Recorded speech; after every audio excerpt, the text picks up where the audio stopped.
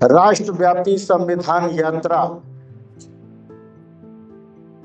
जो राष्ट्रव्यापी संविधान जागरूकता अभियान के तत्वावधान में चलाई जा रही है और इस यात्रा का संचालन संविधान संरक्षण संघ जो संगठन है वो कर रहा है और मैं उस संगठन का राष्ट्रीय अध्यक्ष हूँ।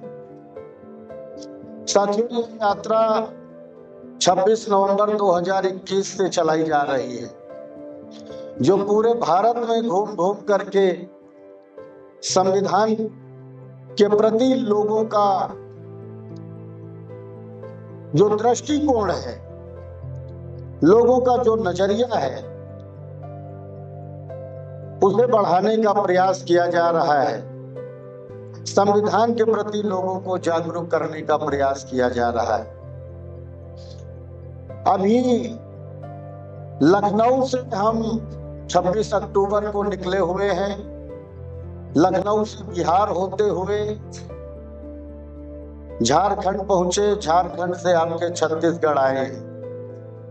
यहां से हम मध्य प्रदेश जाएंगे, मध्य प्रदेश से राजस्थान, पंजाब, हरियाणा होते हुए 26 नवंबर को हम दिल्ली पहुंचेंगे, जहां पर इस यात्रा का समापन के साथ साथ में हीरक जयंती, जो संविधान का 75वां जन्म दिवस और भारत के लोकतंत्र का 75वां जन्म दिवस, राजतंत्र को समाप्त करके लोकतंत्र को स्थापित करने का दिवस 26 नवंबर 1949 के लिहाज से 26 नवंबर 2024 जो 75वां जन्म दिवस हीरक जयंती के रूप में हम भारत के लोग मना रहे हैं। आज हीरक जयंती के उपलक्ष्य में यह कार्यक्रम रखा गया है। मैं आप सभी को हीरक जयंती की बहुत बहुत बधाई देता हूं।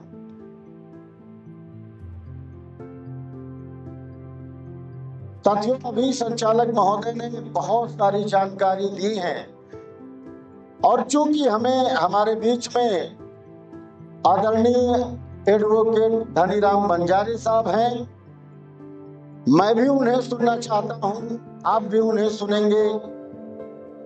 हालांकि मैं उन्हें बराबर सुनता रहता हूं। हम लोग पाठशाला भी चलाते हैं गूगल मीट पर, जिसमें हम लोग बराबर चर्चा करते रहते हैं और कार्यक्रमों में एक दूसरे को हम सुनते भी हैं।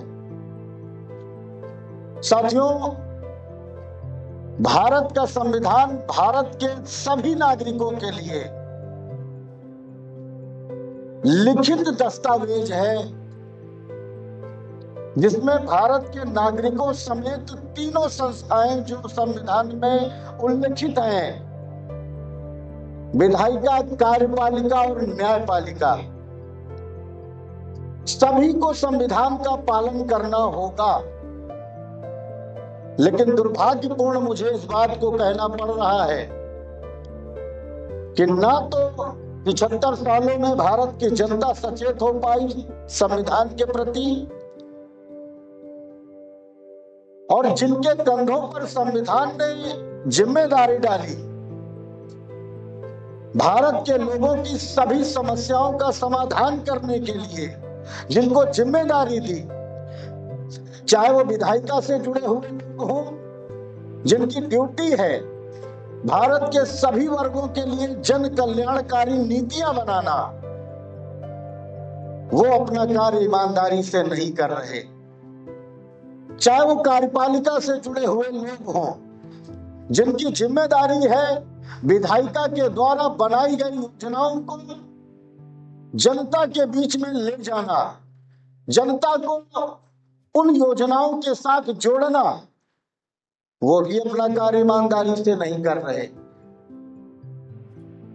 न्यायपालिका, जिस पे हम भारत के लोग कम से कम बहुत भरोसा करते हैं, लेकिन आज हम ये कह सकते हैं और हम सब कहीं ना कहीं जब भी न्यायपालिका से गुजरते होंगे तो देखते होंगे जज की कुर्सी के बगल में बैठा हुआ व्यक्ति घूस लेता है। क्या वहां भ्रष्टाचार नहीं हो रहा? तो हम कह सकते हैं साथियों कि कोई भी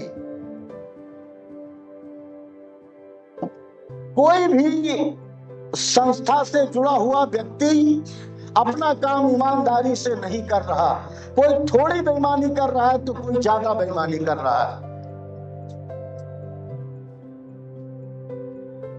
और इसका उत्तरदायित्व तो हम भारत के लोगों का है। संविधान में हमने उद्देशिका को पढ़ा है, उसमें हमने पहला वर्ड पढ़ा है हम भारत के लोग। संविधान में हम भारत के लोगों को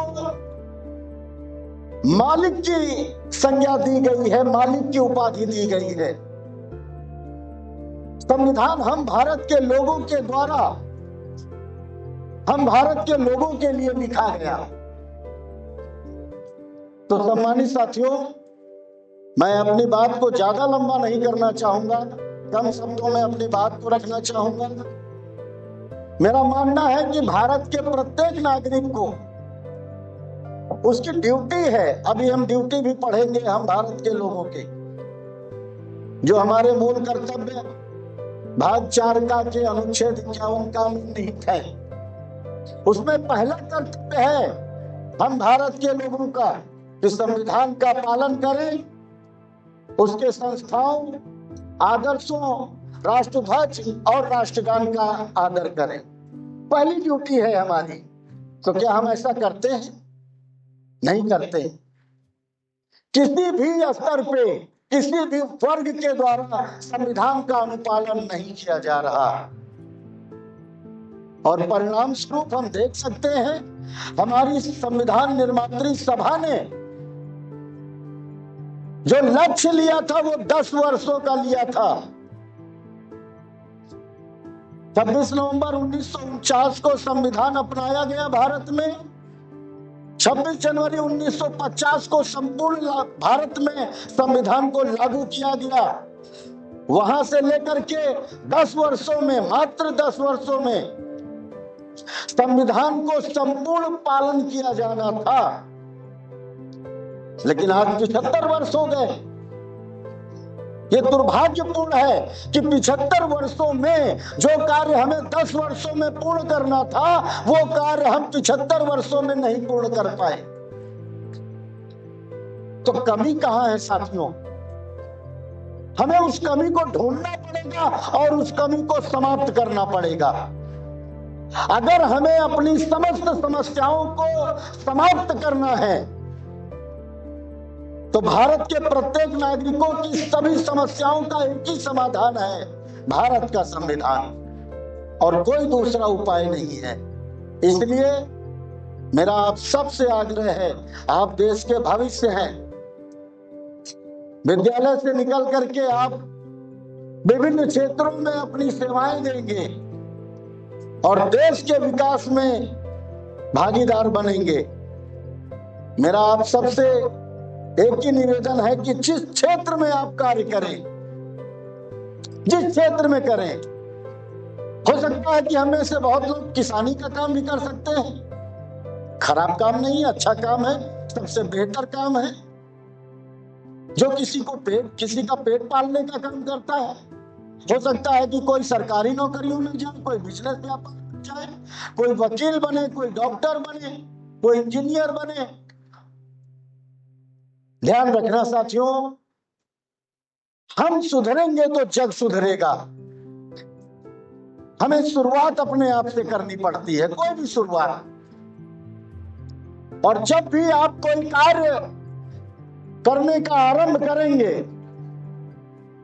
तो आप अकेले मिलेंगे, आप अपने आप को अकेले देख पाएंगे, अकेले खड़े मिलेंगे। लेकिन आप हौसला मत हारिए, आगे बढ़ते रहिए दृढ़ संकल्प के साथ। निसंदेह आप आगे बढ़ते जाएंगे, आपके पीछे कारवां बनता जाएगा। बस आपकी नियत सही होनी चाहिए, संवैधानिक होनी चाहिए। आप जिस क्षेत्र में जाएं, हमारी बधाई है, शुभकामनाएं हैं हमारी कि आप अपना कार्य ईमानदारी से करें, आप अपनी सेवाएं ईमानदारी से देश को दें। ऐसी हम आपसे अपेक्षा करते हैं। तो सम्मानित साथियों,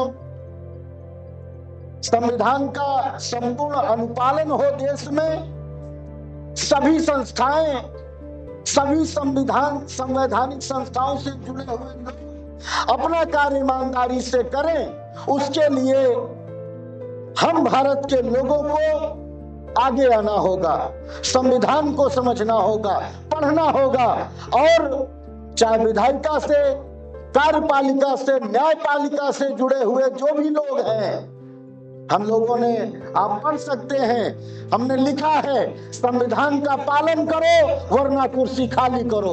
आपके लिए कोई स्थान नहीं है संवैधानिक संस्थाओं में, जो भी बेईमान लोग हैं, क्योंकि देश में ईमानदारों की कमी नहीं है।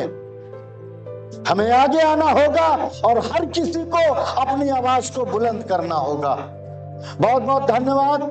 जय भारत, जय संविधान, नमो बुद्धाय, जय भीम। बहुत बहुत धन्यवाद।